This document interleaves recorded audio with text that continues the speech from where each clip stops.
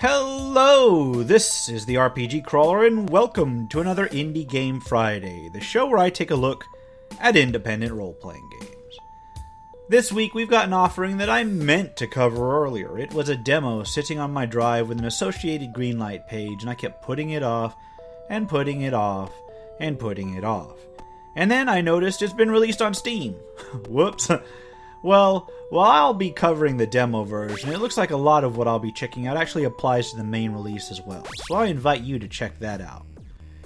So now that I've completely goofed on the release, let's take a look at what the game actually is. Equin, the Lantern.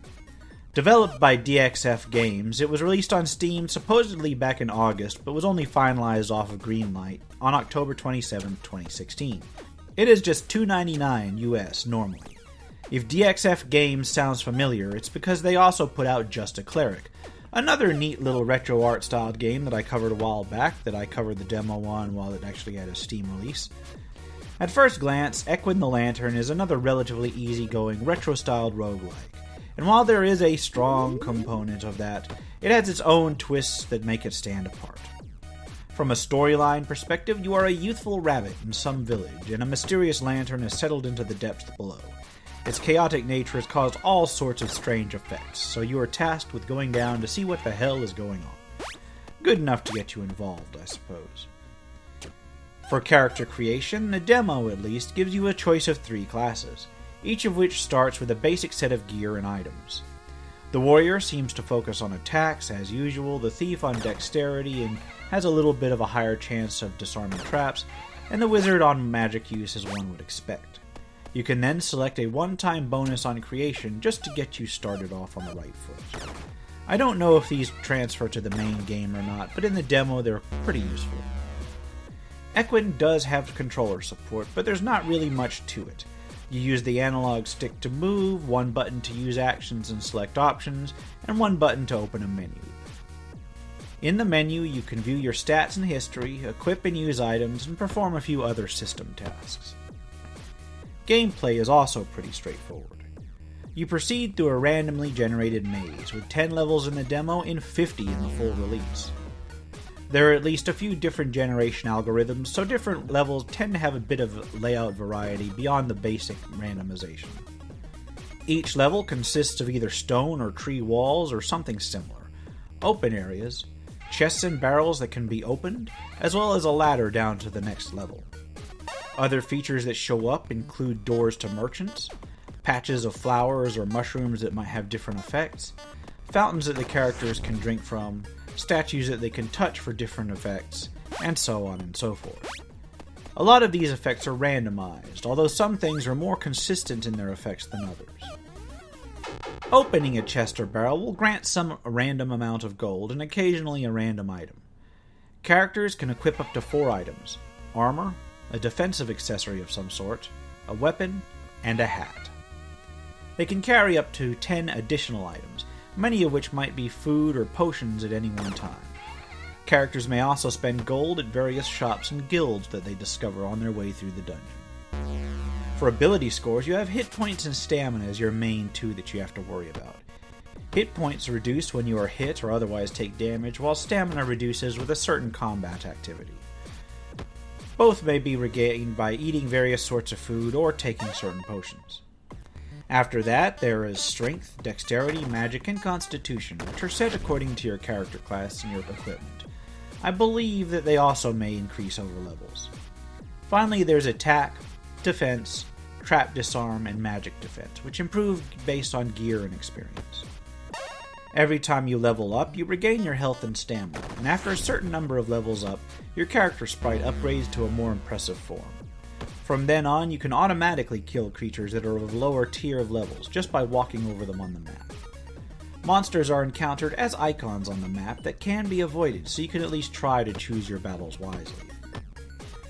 If you can't automatically kill creatures, then you are entered into a combat screen similar to a turn-based RPG. During combat, you alternate turns with one enemy that you face, and are given 3 options along the bottom: an attack type, an auxiliary type, and a body type. Each one has a different sub-option based on what equipment you have.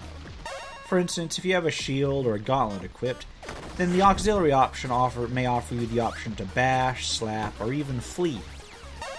Each action takes a number of stamina points indicated beside the action tab. A few options don't require stamina. Much like your character, enemies have hit points and stamina, and may use their stamina to activate various abilities. In contrast to the player, monsters of a similar tier usually have much fewer health and stamina points. The exception are boss monsters. Boss monsters are indicated by their icons being highlighted on the map, and once you enter combat, they have a different background score. Bosses are much harder than similar monsters on their tier, which means some bosses can be absolutely overwhelming, if, for instance, you've just entered a new experience tier.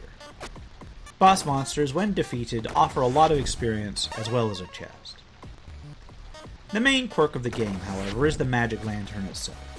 It shows in the upper right corner and will change color from time to time as you fight your way through the dungeon. Different colors change the rules as you fight, so it would behoove you to figure out what color means what.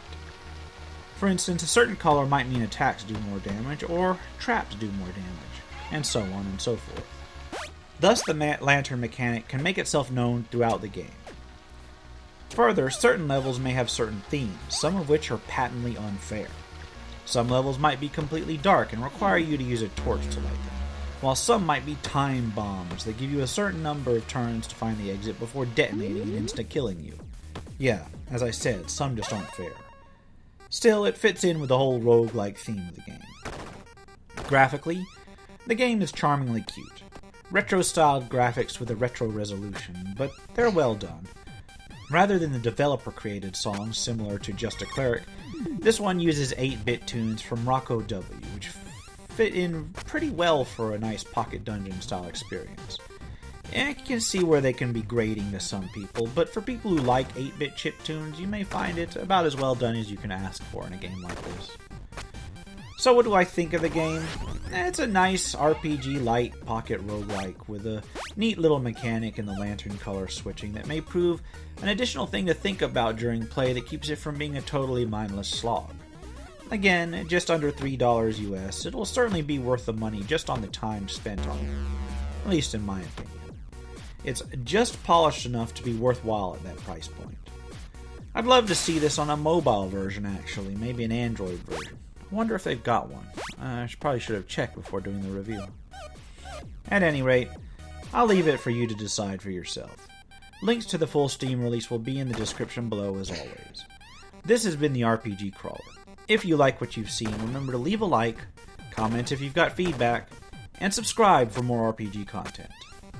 Until next time, take care and goodbye.